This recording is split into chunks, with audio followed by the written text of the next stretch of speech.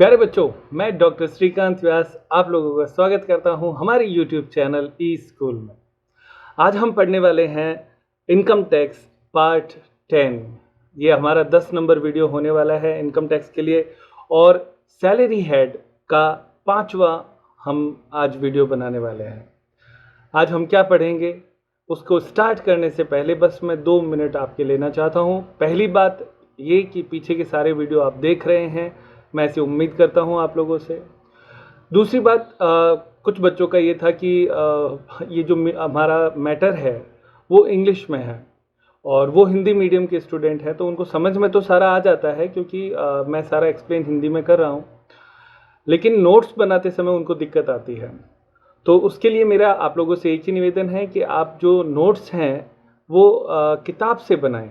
यानी जो चीज़ आप यहाँ पे टॉपिक समझते हैं उसके बाद में आप उसको किताब में ओपन करें और किताब में से उसके नोट्स बनाएं। अब उसका प्रश्न होगा कि हमारे पास किताब अभी नहीं है, तो नहीं है तो कोई चिंता की बात नहीं है। जब आपके पास किताब आ जाए इनकम टैक्स की तो उसके माध्यम से आप नोट्स बनाएं। तब तक आप सिर्फ इसके वीडियो को अच्छे से देखें, उस कंसेप्ट को समझें और याद कर लें। ये इतना इंपॉर्टेंट है। नोट्स बनाने के लिए आप किताब का ही उपयोग करें। और एक और मैं आप सबसे कहना चाहता हूँ, बच्चों किताब साथ में पढ़नी ही पड़ेगी। खाली वीडियो से हम सोचे कि सब कुछ हो जाए, ऐसा नहीं होना है। किताब अपना महत्व रखती है। और किताब के बारे में आप मेरे से व्हाट्सएप पे मैसेज करना, मैं आपको बता दूंगा कौन से राइटर की बुक कौन सी आपको लेनी है। राजस्थान में जो विद्यार्थी हैं उनके लिए जो बुक है वो मैं आपको अच्छे से बता दूंगा। ठीक है, चलिए स्टार्ट करते हैं आज की क्लास। और आज की क्लास में हम पढ़ने वाले हैं पेंशन। जैसा कि आप स्क्रीन पे देख सकते हैं, जल्दी से आ जाते हैं। देखिए, हमारा जो आज का टॉपिक है वो है पेंशन, सेक्शन 17 फर्स्ट सेकंड। तो सेक्शन वाइज हम इसको चूंकि पढ़ ही रहे हैं, तो पेंशन क्या होती है वैसे हर व्यक्ति इस बात को जानता है। जैसे सैलरी होती है वो ड्यूरिंग द सर्विस मिलती है, और जब आप रिटायर हो जाते हैं तो उसके बाद में आपको मिलनी शुरू हो जाती है पेंशन। तो आज का जो हमारा रूल है वो पेंशन को ध्यान में रखकर बनाया हुआ है। पेंशन के रिगार्डिंग क्या टोटल रूल्स होते हैं वो हम आज देखेंगे। चलिए आगे बढ़ते हैं। सबसे पहले आप देखें हमारा जो फर्स्ट पार्ट है, जिसमें मैं हमेशा आप लोगों को ये बताता हूं कि वो है क्या। यहाँ पे pension means a periodical payment received by an employ, यानी एक समय के आधार पर, पीरियोडिकल का मतलब अवधि के आधार पर जो आपको पेमेंट मिलता है। किसको? एम्प्लॉय को। आफ्टर हिज रिटायरमेंट, जब व्यक्ति रिटायर हो जाता है उसके बाद में जो उसको पेमेंट मिलता है उसे पेंशन कहते हैं। That is a periodical payment on certain occasions, जो उसको लगातार मिलते रहते हैं। Employer allows to withdraw, employer जो होता है, जो मालिक है, वो उसको अलाउ करता है पैसा निकालने के लिए, withdraw a lump sum amount. Lump sum का मतलब एक मुश्त, वो सारा पैसा एक मुश्त ले सकते हैं। As the percentage value of the periodical pension, जो उसका पाक्षिक जिसको हम बोलते हैं, थोड़े थोड़े समय से जो उसको पेंशन मिलती है, तो एम्प्लॉयर उसको छूट देता है एम्प्लॉय को कि आप ये जो पैसा है वो एक साथ भी ले सकते हैं, लमसम। ठीक है, एक मुश्त पैसा ले सकते हैं। और वो जो एक मुश्त पैसा है वो एक परसेंटेज होता है कि जैसे मान लो आप 50% पैसा लमसम ले सकते हो, या आप 70% पैसा लमसम ले सकते हो, 80% ले सकते हो। यानी पूरा नहीं देंगे, एक परसेंटेज देंगे। ये यहाँ पे इसमें वो कहना चाहता है। अभी हम इस पर और बात करें, हमें टू द पॉइंट बात कर लेते हैं आगे। When pension is received periodically by employ, यानी जब अवधि के आधार पर एक एम्प्लॉय के द्वारा जब ये ली जाती है pension, it is known as uncommuted. ये अनकम्यूटेड पेंशन कहलाती है। ठीक है ना। कम्यूटेड का मतलब होता है आपके एक साथ पैसा लेना, अनकम्यूटेड मतलब पीरियोडिक लेना pension. On the other hand, दूसरी तरफ, पेंशन रिसीव्ड इन लमसम, एक मुश्त आप जब पेंशन ले लेते हैं, is known as commuted pension, उसे कम्यूटेड पेंशन कहा जाता है। Such lump sum amount is determined considering factor like age, health of the recipient and rate of interest etcetera. और ये जो लमसम अमाउंट दी जाती है वो उस एम्प्लॉय की, जो रिसीव करने वाला व्यक्ति है, उसकी एज, हेल्थ और उसका रेट ऑफ इंटरेस्ट के आधार पर देखा जाता है। तो ये हमने बात करी इस पैराग्राफ की। अब मैं आपको छोटा सा इसको एग्जांपल से बताता हूँ। जैसे मान लो एक व्यक्ति रिटायर हुआ, रिटायरमेंट पे उसको क्या हुआ कि रिटायरमेंट जैसे ही हुआ उसके बाद में उसको 10,000 रुपये मंथली पेंशन मिलनी स्टार्ट हो गई, 10,000 रुपीज़ मंथली पेंशन। अब वो ये चाहता है कि भाई मेरी जो पेंशन है उसको मैं कम्यूटेड करवाना चाहता हूँ। ये बहुत कॉमन शब्द है, आप जब सीखना स्टार्ट करेंगे, इनकम टैक्स के बारे में धीरे धीरे जानेंगे तो आपको पता चलेगा कॉमनली यूज्ड वर्ड है। तो वो क्या करता है, उस पैसे का कम्यूटेशन करवाना चाहता है। कम्यूटेशन का मतलब जैसे मान लो 10,000 है तो वो ये चाहता है कि भाई इसके बिहाफ पे मैं क्या करूँ कि 60% पैसा पहले ही एक मुश्त ले लेता हूँ, तो उसको अलाउड होता है। तो वो कम्यूटेड अमाउंट, जैसे मान लो उसने 60% का नियम है, 60% उसने उठा लिया और वो 60% होता है मान लो 10 लाख रुपए या 5 लाख रुपए, जितना भी कोई भी 60% हो गया वो उसने उठा लिया। तो ऐसी स्थिति में उसका जो पेंशन है, मंथली पेंशन जो 10,000 बन रहा है वो भी 60% कम हो जाएगा, क्योंकि उसने अपनी मंथली पेंशन का 60% कम्यूटेड करवा लिया। तो अब उसकी जो मंथली पेंशन है वो भी 60% कम हो जाएगी, यानी 10,000 जो उसको पर मंथ मिल रहा था, चूंकि उसने 60% कम्यूटेड करवा लिया, तो अब उसकी जो मंथली पेंशन 10,000 है वो 60% कम हो जाएगी और अब उसकी मंथली पेंशन सिर्फ 4,000 रुपये पर मंथ रह जाएगी। और इस तरह से उसकी पेंशन के दो हिस्से हो गए। पहला हिस्सा जो उसने एक मुश्त प्राप्त कर लिया जिसको हमने कहा कम्यूटेड, और दूसरा हिस्सा जो उसे मंथली बेस पर मिल रहा है जिसको हम बोलते हैं अनकम्यूटेड। बस ये दो शब्द ऐसे ही हैं। जो पर मंथ मिलता है वो तो हो गया उसका अनकम्यूटेड पेंशन, और जो उसने एक साथ ले लिया वो उसके कहलाएगा कम्यूटेड पेंशन। ठीक है प्यारे बच्चे, ये हुआ इसका बेसिक रोल। तो पेंशन के दो रूप होते हैं, मंथली पेंशन और एक मुश्त पेंशन। मंथली पेंशन को अनकम्यूटेड बोलते हैं और कम्यूटेड पेंशन को हम बोलते हैं एक मुश्त पेंशन। यानी रिटायरमेंट पे जितना परसेंटेज कोई व्यक्ति एक साथ ले लेता है वो कम्यूटेड कहलाता है, और जितना वो मंथली लेना स्वीकार करता है वो अनकम्यूटेड कहलाता है। तो कम्यूटेड पेंशन और अनकम्यूटेड पेंशन के बारे में क्या रोल है, आज का जो टॉपिक है वो हमारा इसी से रिलेट करता है। ठीक है, तो इसको हम देखते हैं। अब आ जाते हैं हम अपने इस रूल पे। यहाँ पे हम एक ब्रीफ ले रहे हैं कि किस तरीके से पेंशन के बारे में क्या क्या बातें आती हैं। सबसे पहले आप देखिए प्यारे बच्चों कि इसमें पेंशन लिखा है। पेंशन के दो पार्ट इसने किए, आप देख सकते हैं। अनकम्यूटेड पेंशन जिसको हमने कहा मंथली पेंशन, हर महीने जो उसको मिलती है, पीरियोडिक पेंशन। और दूसरा हो गया कम्यूटेड पेंशन, यानी जो वो एक साथ ले लेता है, दैट इज कम्यूटेड पेंशन। हमने अभी ये बात सीखी है, कम्यूटेड और अनकम्यूटेड। कम्यूटेड पेंशन केस ए हो जाएगा और अनकम्यूटेड पेंशन केस ए हो जाएगा, और कम्यूटेड पेंशन केस बी, सी और डी, तीन हिस्सों में बंट जाएगी। कोई दिक्कत नहीं है। तो कम्यूटेड पेंशन में पहला आता है कि यदि गवर्नमेंट एम्प्लॉय को मिले तो ये केस बी कहलाएगा, और अदर एम्प्लॉय को मिले तो उसमें दो बातें होंगी। अगर उसको ग्रेच्युटी भी मिलती है, एसएससी रिसीव्स ग्रेच्युटी, और दूसरा हो जाएगा SSC does not receive gratuity. ठीक है, तो केस ए, केस बी, केस सी और केस डी, चार परिस्थितियों के रूल हमें सीखने हैं। पहली परिस्थिति हो गई अनकम्यूटेड पेंशन जिसको हम कहते हैं मंथली पेंशन, अनकम्यूटेड यानी मंथली पेंशन। दूसरा हो गया कम्यूटेड पेंशन। तो कम्यूटेड पेंशन में मैंने आपको बताया कि गवर्नमेंट एम्प्लॉय है तो वो केस बी हो जाएगा, और यदि प्राइवेट एम्प्लॉय है तो ऐसी स्थिति में दो केस बनेंगे। एक, यदि उसको ग्रेच्युटी भी मिलती है, एक पॉइंट, और दूसरा यदि उसे ग्रेच्युटी नहीं मिलती है। क्यों बच्चों, मेरे हिसाब से आपको याद हो गए होंगे, आप मेरे साथ रिवाइज कर सकते हैं। पहला पॉइंट, आपको मिलता है मंथली पेंशन जिसको हमने कहा अनकम्यूटेड, केस ए। दूसरा point commuted pension, government employ, ये केस बी। तीसरा कम्यूटेड पेंशन प्राइवेट एम्प्लॉय और उसे ग्रेच्युटी भी मिलती है, और चौथा केस हो गया प्राइवेट एम्प्लॉय और उसे ग्रेच्युटी नहीं मिलती है। तो ए, बी, सी और डी 4 केस में आपका ये पूरा पेंशन का जो रूल है वो लिया हुआ है। तो अब हम आगे बढ़ते हैं और एक एक केस को, यानी केस ए, बी, सी और डी चारों को एक साथ अलग अलग रूल्स उसके देखते हैं। ठीक है, यहाँ तक का वीडियो आप वापस एक बार पीछे जाके देखें तो यहाँ तक का याद हो जाएगा, फिर आगे वापस पढ़ना। अब आप देखें case A.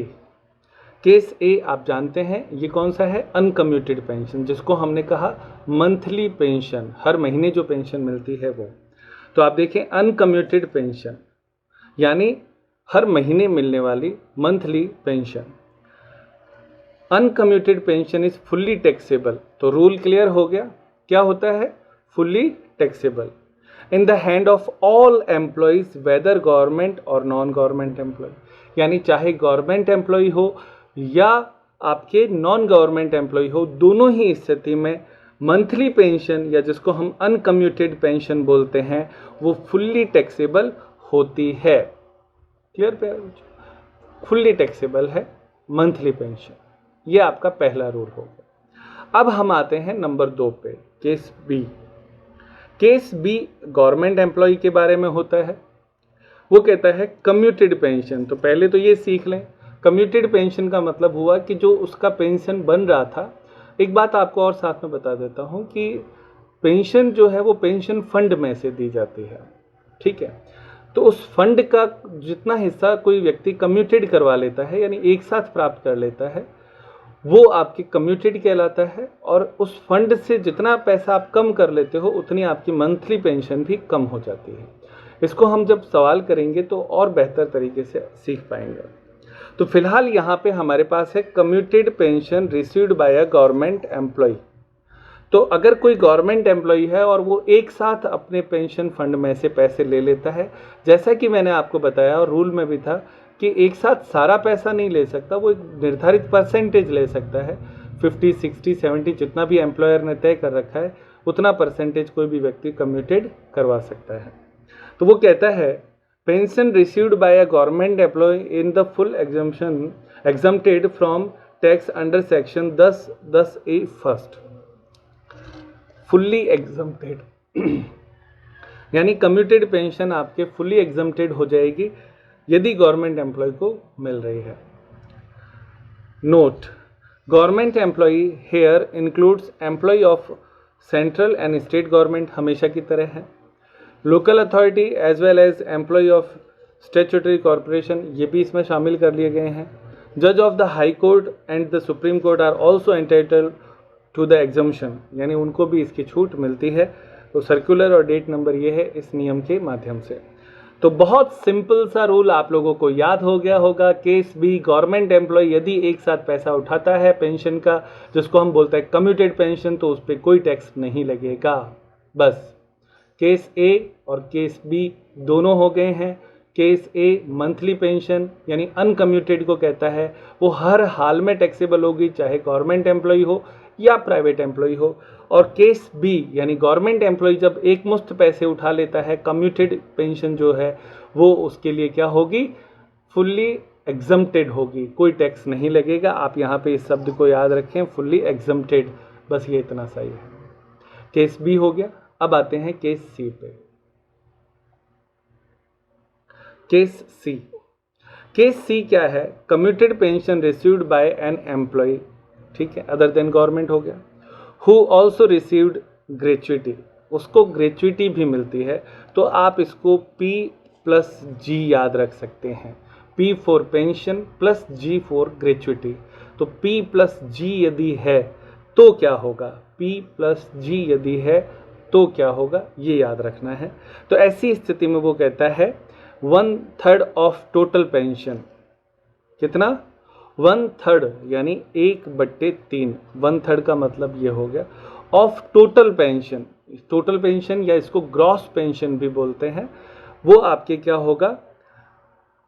Commuted is exempted, यानी 1/3 इंटू ग्रॉस पेंशन, ये जो है वो एग्जम्प्टेड होगी, ठीक है ना, कर मुक्त होगी।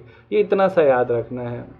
मुझे तो याद हो गया, आपको भी मैं उम्मीद करता हूँ याद हो गया होगा।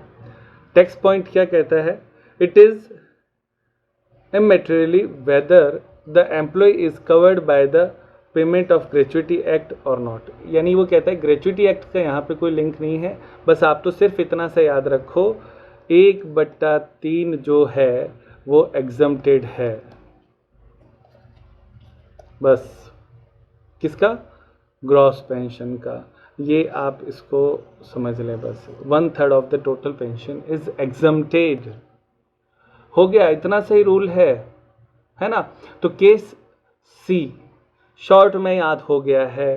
पहला शब्द है पी, फिर दूसरा शब्द है जी, ये दोनों मिलते हों तो 1/3 एग्जम्प्टेड। बस हो गया रूल, इतना याद रखना है और कुछ नहीं। चलें आगे बढ़ते हैं केस डी पर। छोटा सा है, आप देखें, बहुत लंबे चौड़े केस ही नहीं है। Commuted pension received by an employ who does not receive gratuity, जिसको ग्रेचुइटी नहीं मिलती है, तो इसका मतलब सिर्फ पी मिलता है। तो सिर्फ पी यदि हो तो 1/2 of the total pension, 1/2 into total pension. बस ये इतना ही रूल है। क्लियर? 1/2 इंटू टोटल पेंशन, या मैं जो लिख रहा था एक्चुअली ग्रॉस पेंशन लिख रहा था, तो वो इस तरीके से होता है।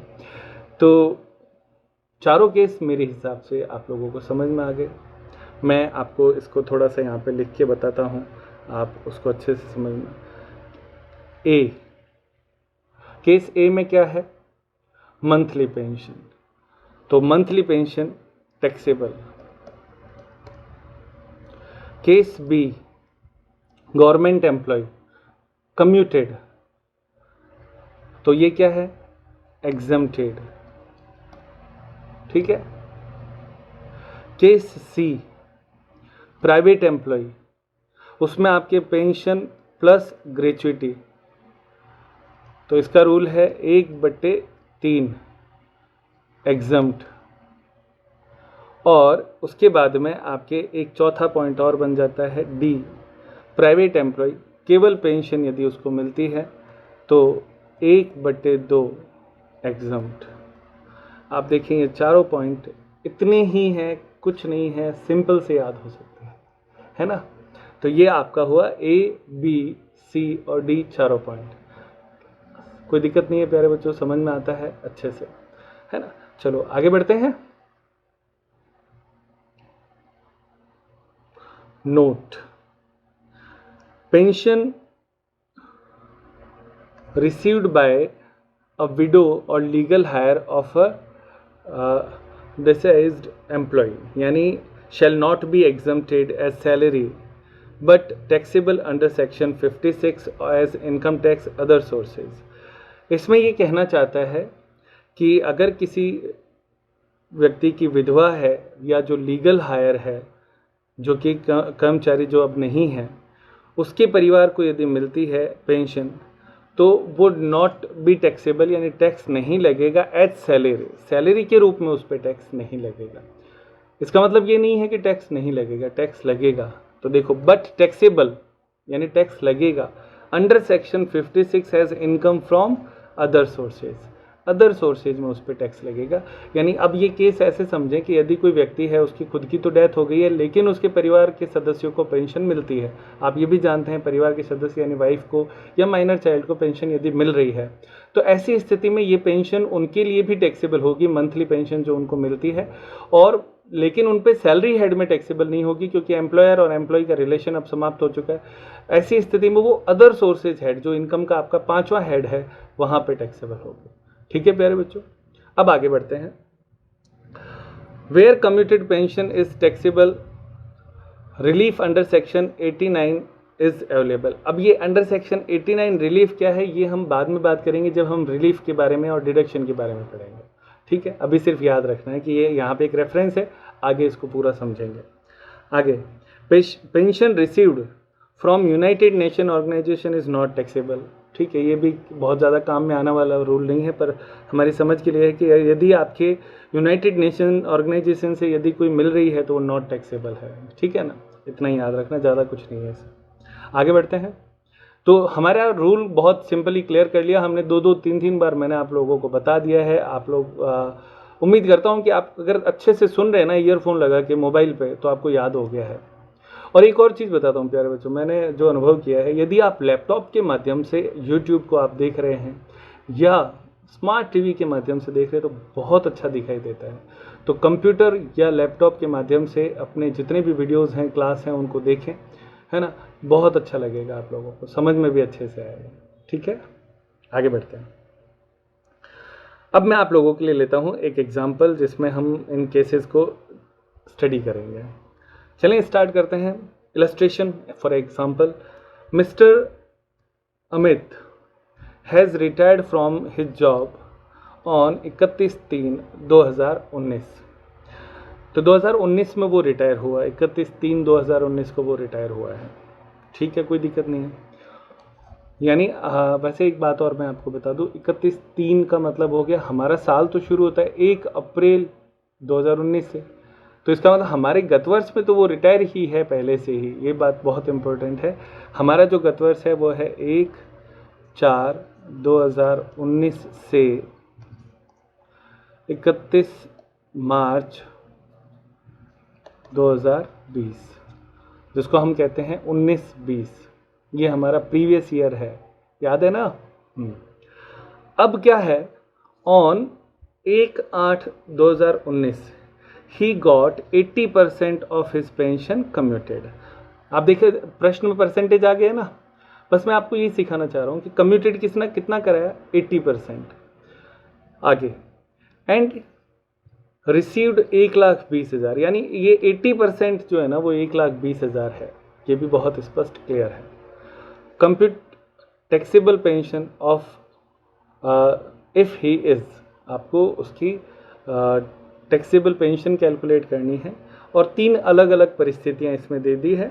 पहला, ए गवर्नमेंट एम्प्लॉय हो तो क्या होगा, नॉन गवर्नमेंट एम्प्लॉय हो एंड नॉट रिसीविंग ग्रेच्युटी नहीं मिलती है, और थर्ड जो स्थिति है वो आपकी हो गई non government employ receiving gratuity but not covered by the pension. ये इससे कोई मतलब भी नहीं रखता, तो ग्रेच्युटी मिलती है या ग्रेच्युटी नहीं मिलती है, तो ऊपर नॉट रिसीविंग ग्रेच्युटी हो गया और नीचे आपके ग्रेच्युटी मिलती है। बस ये 2 बातें हैं।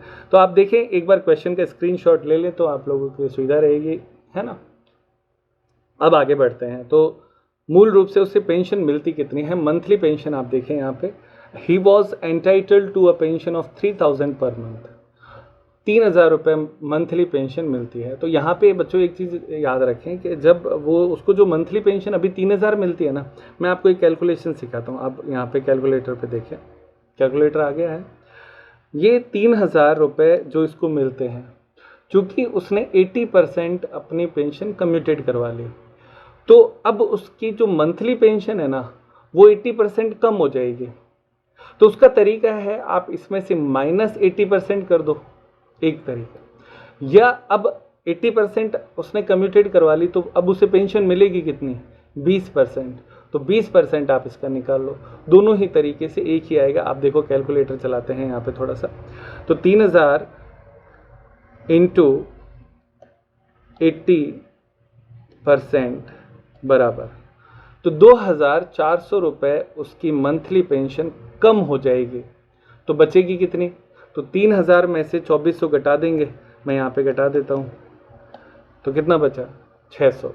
यानी उसकी मंथली पेंशन जिस दिन उसने कम्यूटेड करवाया उसके बाद में 600 रुपये बचेगी, और उससे पहले कितनी है, 3,000 है। तो मंथली पेंशन लगातार चलती है, कभी भी समाप्त नहीं होती। यहाँ पे ये बात है, जिस दिन उसने कम्यूटेड करवाया उससे पहले उसकी मंथली पेंशन 3,000 थी, और उसके बाद में उसकी मंथली पेंशन 80% कम हो गई और 600 रुपये पर मंथ रह जाएगी। क्लियर, ये हो गया अपना काम। अब आगे बढ़ते हैं इस सवाल में, बहुत ज़्यादा मुश्किल नहीं है, सिंपल सा है। अच्छा, ये मंथ याद रखना, 8वें महीने में उसने ऐसा किया है। तो अप्रैल, मई, जून, 8वां महीना कौन सा हो गया, जनवरी, फरवरी, मार्च, अप्रैल, मई, जून, जुलाई, अगस्त होता है। अगस्त 1 को तो उसने ले ही लिया, तो आप उससे पहले आप ये समझ लें 7 महीने, तो जनवरी, फरवरी, मार्च अपने साल में आते नहीं हैं, तो उसको छोड़ दो।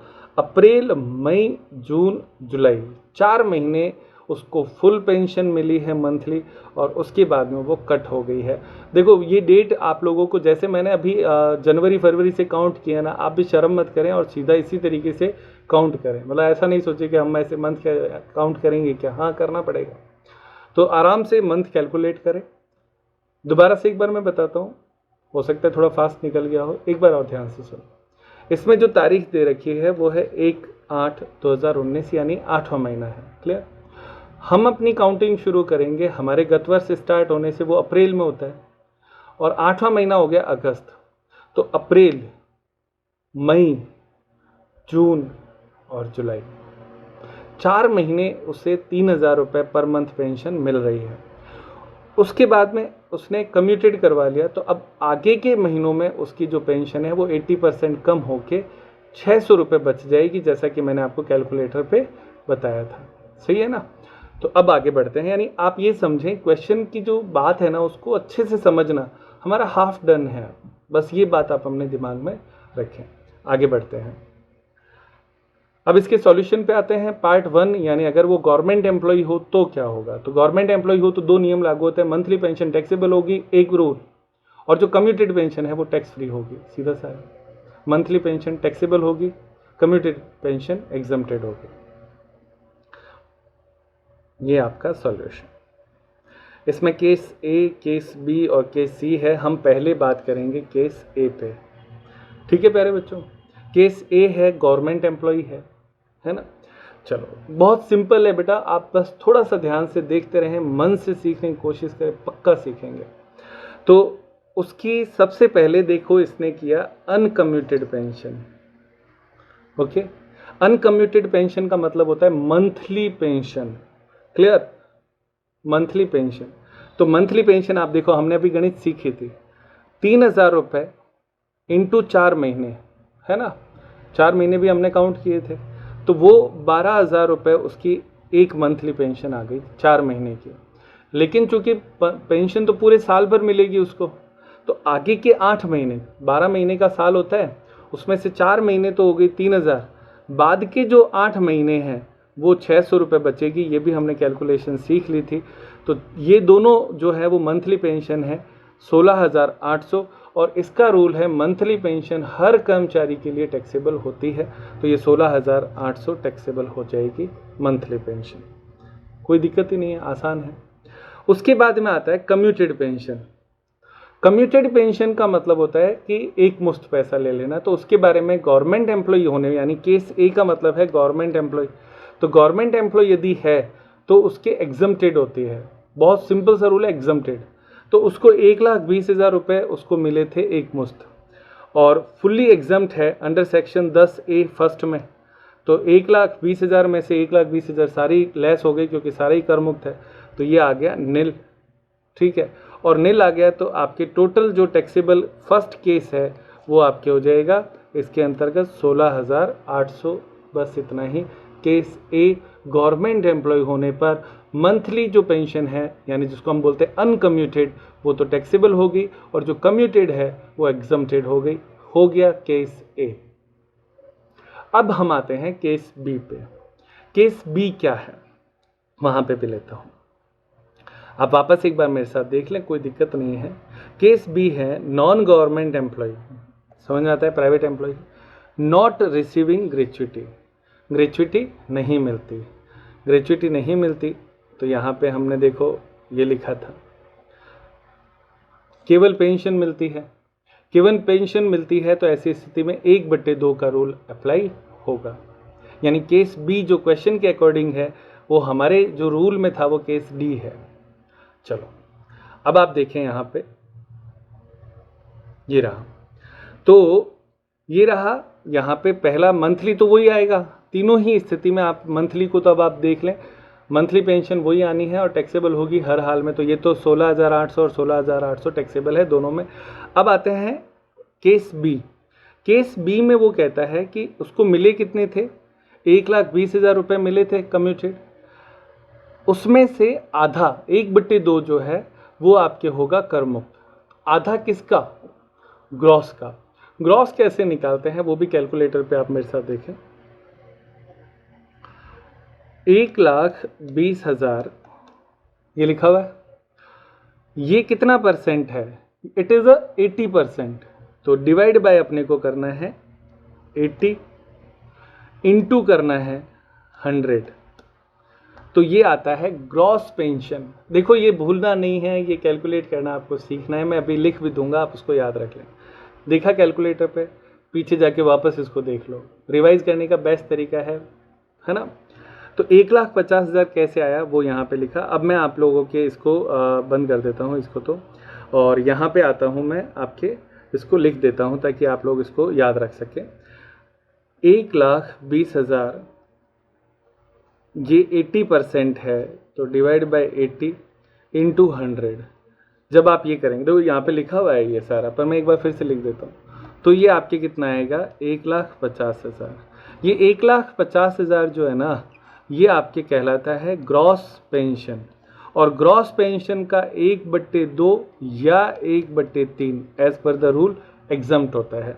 तो यहाँ पे जो केस बी है उसमें 1/2 से अप्लाई करेंगे तो 75,000 एग्जम्प्टेड होगा। तो 1/20 में से 75 लेस हो जाएगा। तो लेस करने के बाद आपके क्या होगा कि वो बचेगा 45,000। बस ये अब ये 16,800 और 45,000 दोनों जोड़ देंगे तो टैक्सेबल अमाउंट आ जाएगी 61,800 रुपये। देखो कितना अच्छा है, आराम से समझ में आता है, कोई दिक्कत नहीं है।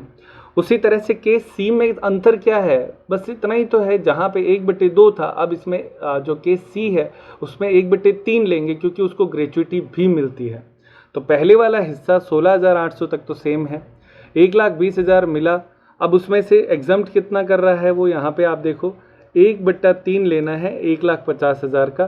तो 1,50,000 का 1/3 आता है 50,000। इसमें से घटा देंगे तो आएगा 70,000 और इन दोनों को जोड़ देंगे तो ये आपके टैक्सेबल अमाउंट आ जाएगी। आप देखें हमने तीनों परिस्थिति में अच्छे से समझ लिया है कि कैसे आता है। और आप पूरे रूल को आप देखें, इसमें अप्लाई भी करके बता दिया, यानी जहाँ रूल आपने थ्योरी समझा उसके बाद में आपने उसको अप्लाई कैसे करते हैं वो भी देखा और सारी चीज़ें आ गई। ये ऊपर वाला जो हिस्सा है ना 16,800, ये तो हो गया आपका मंथली पेंशन जिसको हम बोलते हैं केस ए। उसके बाद में गवर्नमेंट एम्प्लॉय है वो हो गया केस बी। डी जो है वो आपके हो गया बी जो केस है वो हमारे जो रूल में था वो डी केस था, और केस सी जो है वो उसमें आपके हो गया। तो आप देखिए सारी बातें जो आपने रूल में सीखी वो सारी इसमें अप्लाई हो रही हैं। 1/2 का रूल भी सीख लिया हमने, 1/3 का भी सीख लिया, और यहाँ पे फुली एग्जम्प्टेड का भी हमने सीख लिया, और मंथली पेंशन का भी सीख लिया। चारों केस एक साथ इसमें आते हैं। आप खुद देखिए कितना आसान है। मैं एक बार इसकी मार्किंग करता हूँ मेरी खुशी के लिए खाली, ताकि मुझे ये रहे कि हाँ मैंने आपको बताया। ये ए, केस ए मंथली पेंशन का। उसके बाद में आया अपने गवर्नमेंट एम्प्लॉय, ये जो यहाँ पे नील वाला आया ये था केस बी, ठीक है। उसके बाद में 1/3 का जो रूल आया, ये यहाँ पे हमने इसको 1/3 लिया, ये था हमारा केस सी। और 1/2 का जो रूल आया ये था हमारा केस डी। तो एक ही सवाल में हमने चारों केसेस सॉल्व करने सीखे कि किस तरह से हम इसको कर पाएंगे। आप खुद देखिए कितने अच्छे से समझ में आता है। पूरा कंप्लीट इसमें एग्जाम्पल लेके मैंने आपको समझा दिया है। नोट्स बनाने के लिए मैंने आपसे कहा है कि जो हिंदी मीडियम के विद्यार्थी हैं वो किताब के माध्यम से जो हिंदी मीडियम की बुक है उससे ले लें। मेरे लिए आप लोग देखें, मैंने इसको पूरा समझाया हिंदी में ही है, इसलिए समझ में कोई दिक्कत नहीं आएगी, और मैटर इंग्लिश में है। और एक और चीज़ समझ लें, ये जो कम्यूटेड अनकम्यूटेड ये जो शब्द हैं वो तो हर व्यक्ति को वैसे के वैसे सीखने पड़ेंगे, क्योंकि एग्जाम में जब आप देख लो इस सवाल में आप कम्यूटेड अनकम्यूटेड ये शब्द हमें सवाल ऐसे ही सॉल्व करना चाहिए। मीडियम आपका इंग्लिश है या आपका मीडियम हिंदी है, दोनों ही स्थिति में क्वेश्चन तो सॉल्व ऐसे ही होगा। तो आप लोग मीडियम में बिल्कुल न उलझें, कोई भी इस बात को अपने नहीं लें। हाँ, नोट्स बनाने में थोड़ी दिक्कत आए तो आप किताब से उसके लिए नोट्स बनाएं, ठीक है ना। मैं आपको ये सिखा रहा हूँ कि ये चीज़ क्या है। अब आप इसके बाद में इसके लिए किताब पढ़ें और किताब से सीखें। किताब का जो नाम है वो मैं आपको व्हाट्सएप कर दूंगा, आप मेरे से पूछ लेना, मैं आपको बता दूंगा कौन सी किताब लेनी है। चलें आगे बढ़ते हैं। हमारा फोकस अभी सिर्फ जो चीज़ बताई जा रही है उसको सीखने पे होना चाहिए और कुछ नहीं होना चाहिए। बस यहाँ तक ही आज की क्लास, चूँकि इसमें सारे केसेस आ गए हैं। तो ठीक है प्यारे बच्चों, आज की क्लास समाप्त करते हैं। इससे आगे आज अपने पास कुछ नहीं है, तो आज के लिए आप लोगों को थैंक्स, और वीडियो लगातार देखते रहें। और एक और काम मैं आप लोगों को कहना चाहता हूं, जो मैं उम्मीद करता हूं आप जितने भी अपने साथी दोस्त जो बीकॉम में पढ़ते हैं, जो इनकम टैक्स पढ़ते हैं, आप उनको ये वीडियो शेयर करें। हमारा उद्देश्य, एक वीडियो जो हम बनाते हैं, मैं आपको बता दूं उसमें बहुत समय लगता है, तो उस एक वीडियो की जो मेहनत है वो तब साकार होगी जब वो हर विद्यार्थी के पास पहुंचेगी। तो अपना जो अच्छे मित्र हैं उनको ज़रूर ये वीडियो शेयर करें, उनको कहें कि देखें और सीखें। ठीक है प्यारे बच्चों, आज की क्लास समाप्त करते हैं। बाय।